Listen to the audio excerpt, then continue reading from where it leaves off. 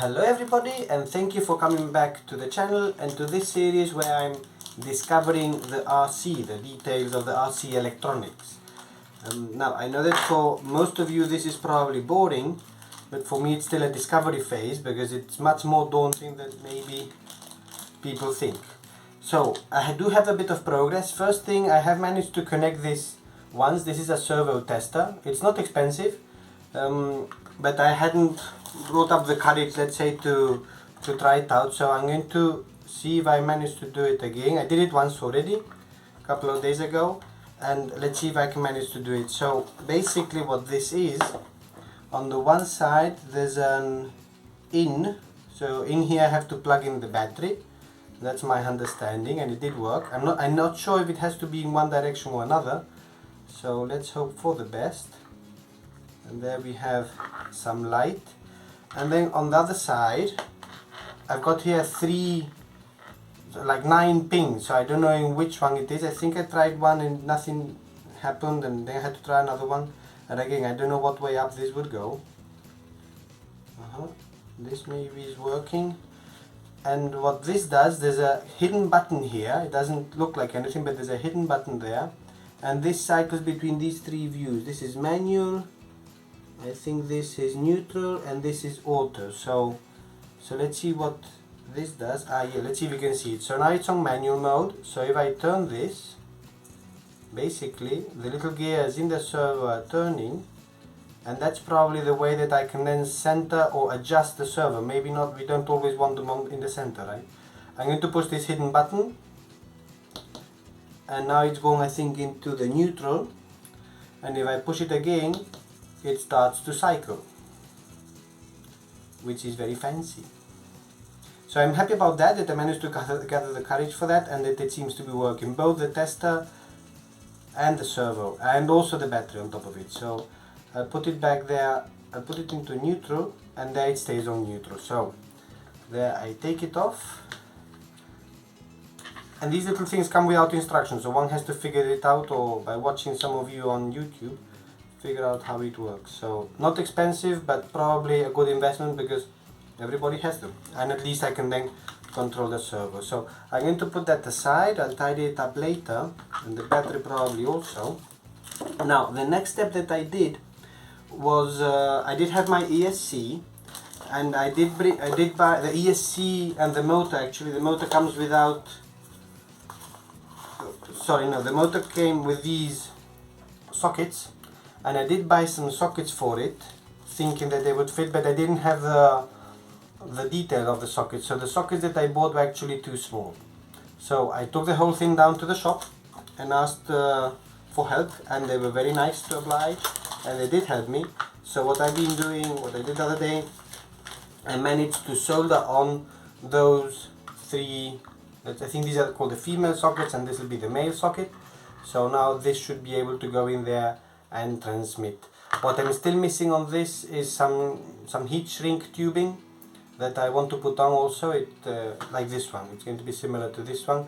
So I do have some, but it was too small, so it wouldn't fit over this, so I need to do it. I'm not showing you how I do the soldering because I'm a bit clumsy, but I do hope that this works. So maybe even before I put the heat shrink, I might actually do the testing. Another thing that I also soldered on was the connection for the battery. Again, I did buy some connectors, but they did tell me in the shop that it's probably going to be too small, so they sold me a connector with the cable already attached, to which then I could simply, I'm going to say simply, solder the 2 cables together. Again, I did it, I put some heat shrink, this one did fit, but I'm not an expert in that. So what I'm going to have to gather courage for at some point is to actually plug this in. I would plug it in, and then that would power up the ESC. If I have the motor also connected, it would also power up the motor. And the next step, which I have not done yet, would be, if I find it, to connect also the receiver. Now this I haven't done yet because I still have to figure it out. I want to do a bit more research, because I do see here on the receiver that I have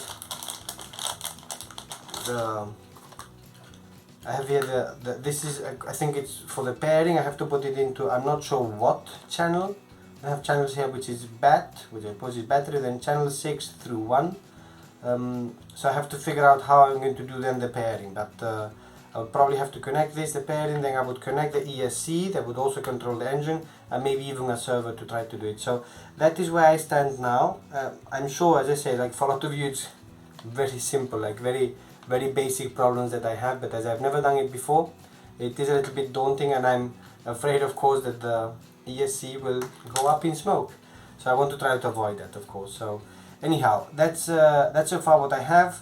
Let me come back to you when I figure out how to do the whole connection thing, and hopefully we have a working motor, a working servo, and a paired up receiver. I've been playing around a little bit, and I don't want to take it apart because I think I got it to work, and I might not be able to put it back together again. So I found a video on how to bind the radio master to a Fly Sky. It wasn't exactly the model that I have, but I played around with the protocols and I got it there. But let me explain to you then the setup that I have. I have the battery that is connected through this cable to the ESC. This is very messy, right, isn't it? I also connected in the motor. I still don't have the shrink wrap, so I put on some masking tape because I'm not sure if it would cause issues if the three cables touch. So just in case, just to play it safe, I put on some masking tape, and then when I can, I put on the shrink tape. And then this cable, these three cables that come out, I put them into the receiver. I also use this pin, and I think there's an element here, bat, where I use this one to do the connection. What I understand, it's just used once to do the binding, and then it should stay bound. I then went to the Radio Master. I looked up an empty model that I had, and then I tried to find the protocol. I found, as I mentioned, the Fly Sky, and this is a Fly Sky FSR6B. I didn't find anything quickly on YouTube, but I found something similar, and I kind of followed those instructions. So putting in this loophole, or I suppose it's a cable somehow that connects these, and then it started to blink once I connected in the battery or the ESC, so it was receiving. And then I went to the protocol and I found the Fly Sky standard, I think it was, or STD, something, I believe it's standard. Then I took this out, and then I've been playing around moving the cables from one place to another. What's not so clear either is in what order they go. So I think, thanks to that video that I found on YouTube and probably luck, I think I've got them well set up. And if on this one I've got the white cable, which is probably the data cable, because I suppose red is positive, black will be negative, so the data cable close to this area. And I've got it connected to a channel. It probably doesn't need to be connected to a channel. I suppose if I connect it to the battery, let's try to do that.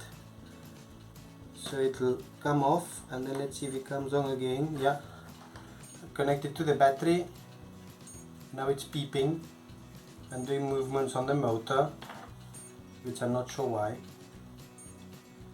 And then I've connected also two servos. So now that I've changed that, let's see if it works. And I've got here on the protocols, on the Radio Master, aileron is channel 1, so that means that if I move the aileron, then this should move, and it's moving, so that's a success. Then I've got elevator on channel 2, which should be this one. Elevator will be this one, and it also moves, which is good. Then I've got on channel 3, I've got the motor, but now there's nothing connected, so it's not moving. So that's where I need, so I need to put this back into channel 3. That's why where it's beeping. Got to be careful about these connectors because they're very flimsy. So now let's see, so I'll do it again. Elevator, rudder, and this should be the motor, and it should turn. I have to hold it from the cables. Yeah, and it turns. I don't know if you can see it, but it's not completely smooth. Let's see if I put it up here. Let's see. It's a bit jerky when it starts. I give throttle up. and then there's a bit of a step there. I don't know if you notice it, there's a bit of a step in there, which I don't know if it's by design or not, maybe the motor is not too good, but that seems to be working. Now with the direction of turning, I know that if it turns in the wrong direction, I just need to switch two of these, as it's a 3-phase motor, which I'm okay with. So I'm going to call this a success. So I've managed basically to get an electronic setup with battery, ESC, receiver and 2 servos to connect and to somehow work with each other. And the challenge now is going to be to find a propeller to go on and to find an aeroplane to stick this motor to. So that's going to be the next challenge. I'm open for suggestions. I probably need something which is relatively big and probably just with elevator and rudder, because I'm not sure if ailerons I'm not sure, let's see. If I'll be looking around for something, but as I say, if there's any suggestions for something simple to build because it's going to crash and probably relatively big for stability and that a motor like this can bear, then I'm open for suggestions. And this is just the beginning of this journey with a real RC setup. Thank you everybody for watching, and I'll see you next time.